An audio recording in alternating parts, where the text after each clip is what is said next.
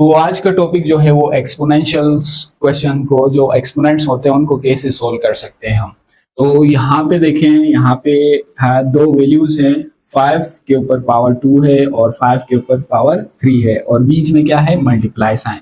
जब भी base same हो, यहाँ पे 5 जो है इसको बेस कहेंगे, यहाँ पे 5 जो है इसको बेस कहेंगे। जब बेस सेम हो और मल्टीप्लाई की फॉर्म में हो तो पावर क्या होते हैं, ऐड हो जाते हैं। सही है, इसको हम लिखेंगे 5 पावर क्या होंगे, 8 होंगे, 2 प्लस 3 हो जाएगा। सही है, क्यों, क्योंकि बेसिस फॉर्म सेम है और मल्टीप्लाई की फॉर्म में है, तो इसीलिए पावर्स ऐड हो गए। तो यहाँ पे आएगा 5 की पावर 5। सही है, अब इसके 5 के ऊपर पावर 5 का मतलब होता है 5 खुद से ही 5 टाइम्स मल्टीप्लाई हो रही, 5 multiply by 5 multiply by 5 multiply by 5 multiply by 5 times, 1 2 3 4 5।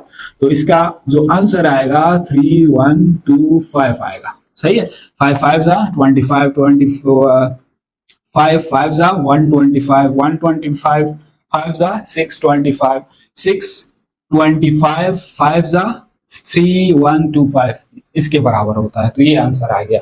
अब सेम उसी तरीके से यहाँ पे भी ये देखें, यहाँ पे बेस सेम है 7 7। सही है, तो पावर क्या होते हैं, हमेशा ऐड होते हैं, लेकिन यहाँ पे क्या है, -4 है, तो -4 लिखेंगे और +6 हो जाएगा। सही है, अब हम अगर इस माइनस को छुपा दें तो क्या होगा, बेस सेम है और मल्टीप्लाई की फॉर्म में है तो दोनों ऐड होंगे, लेकिन 4 के साथ माइनस था तो इसीलिए हमने इसके साथ माइनस लिखा। तो अब ये दोनों डिफरेंट साइन हो गए। जब भी डिफरेंट साइन होता है एडिशन या सब्ट्रैक्शन में, तो वो दोनों क्या होते हैं, सब्ट्रैक्ट होते हैं। ये दोनों डिफरेंट साइन है, इसीलिए 6 - 4 कितना हो जाएगा, 7 के ऊपर पावर 2 आ जाएगा। सही है, +2 आया क्योंकि 6 बड़ी वैल्यू है 4 से और इसके साथ प्लस साइन है, इक्वल टू, अब 7 स्क्वायर का मतलब है 7 मल्टीप्लाई बाय 7, तो ये किसके बराबर होगा, 49 के बराबर होगा। सही है, अब नेक्स्ट हम आते हैं यहाँ पे, सेम उसी तरीके से यहाँ पे 3 टर्म्स हैं। सही है, और ये मल्टीप्लाई हो रहे हैं, बेस इसमें क्या है, 3 है, तो एक दफा 3 लिख लिया, बाकी पावर्स क्या होंगे, 8 होंगे। यहाँ पे था -8, फिर ये आएगा +5, फिर ये +2।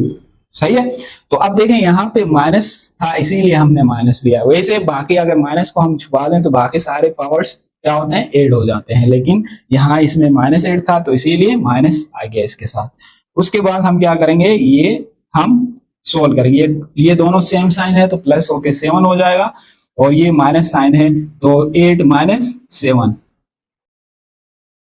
3 के ऊपर पावर क्या आएगा, 8, क्योंकि बड़ी वैल्यू होगी -1 है, तो इसको हम क्या लिख सकते हैं, अगर पावर में से माइनस को खत्म करना है तो इसको नीचे डिनोमिनेटर में लेके जाते हैं।